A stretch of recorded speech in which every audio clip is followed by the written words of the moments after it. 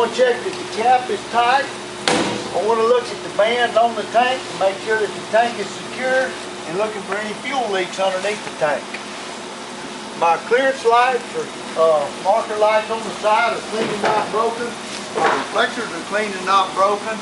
And their proper color is amber to the front, red to the rear.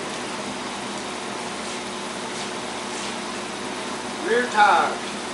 Minimum tread depth of 2/32. Looking for, inspecting for uneven wear across the face of the tire, the tread of the tire, looking for cuts or damage on the sidewalls of the tire, on the inside tire and outside tire. Valve stem is straight, it's not bent or broken, has a cap. I'd use an air inflation gauge to check the inflation.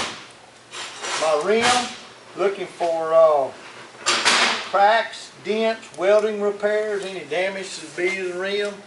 All my lug nuts are present, none missing, they're all tight, no rust trails or shiny threads. Do we have to check the tire pressure? Yeah. No ma'am, you Okay, just say it. You just say it. Okay. When you look in the book, they have that bold print. And for some reason, when they changed, used to, you could use your tire mallet or, kick it. It's very important that you say use an inflation gauge. Okay. Tire gauge, pressure gauge, ever how you want to word it. This is something that a lot of folks have problems with. This particular tire setup is called bud spacing. It does not require spacers. The way you tell the difference between bud spacing and spacers. Bud spacing, I always say it has a closed center rim. And you'll have 10 lug nuts. On spacers, there's a metal ring that goes between the rear tires. And you have what we call spokes. And there's 5 spokes that come out. And there's locks that go under these spokes with lug nuts. Spoke wheels require spacers. So for the test purposes, you would say that this bus does not require spacers. It has bud spacing, that you're checking if the rear tires are evenly spaced and there's no foreign material between your rear tires.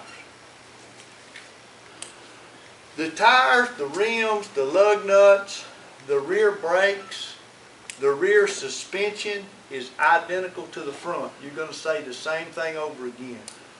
It's just the spring mounts and the leaf springs and the U-bolts, which is kind of hard for all of us to see. The brake lines, the rotors, the pads are all in here. You can look across to the other side and see them. You're going to repeat everything that I said in the front. You got to go back through it all over again for the reading. Do you need to touch everything that you're talking about inside there? No, you're not really required to get up under the bus. Okay. It's easier for me. I like to get under there where once I see it, I'll know what to say. Yeah. It's what's easiest for you. Okay. If you want to get on this side and look across to the other side and point, and identify each item that you're inspecting, that's fine. Okay. If you want to get on the creeper and roll under here, and I'll crawl under there with you and watch you as you go through each point. Okay. On the rear suspension, the only difference is you have on this bus is a torque arm, which is, it looks like another leaf spring underneath your leaf springs right here. And on a torque arm, you would check that it's not broken or damaged. There's no damage to the bushing here on the spring mount. You may run across buses, or some of them have airbags. That's altogether different suspension than what's here. So depending on what bus you test on, depending on what you're going to say on the rear suspension. Your splash guard or mud flap is secure. It's not torn or damaged. I'd lay under there and repeat everything that I said on the front, but it's not going to do y'all much good unless you can get under there and actually see what I'm pointing to. But everything that I would be talking about is the same on the front. And then there again, y'all that have air brakes, you're going to have brake chambers, slack adjusters, push rods, brake shoes, and drums to go through. It's different. On the rear of the bus, it's basically like the front. I'm going to start on the top and then on the bottom. I want to start with my clearance lights that are clean and not broken. My ceiling lights are clean and not broken. My turn signals And as I get down here, my turn signals, tail lights and brake lights and reflectors are clean and not broken. The hinges on my rear door, I'm looking for missing bolts or damage. My rear glass is clean and not broken. My rear door opens and closes from the outside. And my door seal is not damaged, torn, or missing. And that's it on the back. I'm gonna do it. You notice that on the engine, I started right there on the engine. I looked for missing clamps, leaks. You'd be surprised, we've gotten busted in for inspection that the exhaust pipe's been broken completely loose from the turbocharger, and the driver never knew it. So those things do happen every now and then. Stop on. We've already checked that they're operational. I want to check that the lights are clean. There's none broken, and the stop arms are mounted securely to the bed.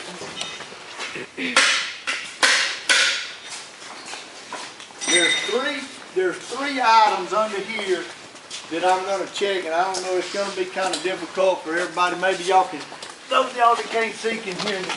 I like to do these last three things right here. I'm going to look at the exhaust, the muffler, and the tailpipe. I'm looking for dents, cracks, holes, leaks, loose brackets. My drive shaft, I'm checking the U-joints for any missing bolts or loose parts. The drive shaft, I want to check that it's not cracked, not bent or twisted. There's no foreign material wrapped around the drive shaft or sticky notes left on it. And also I want to look at the longitudinal frame. If the frame is straight, it's not cracked or broken, and the cross members between the frame, there's no loose bolts or cracked or damaged cross members. And that's it. We're done.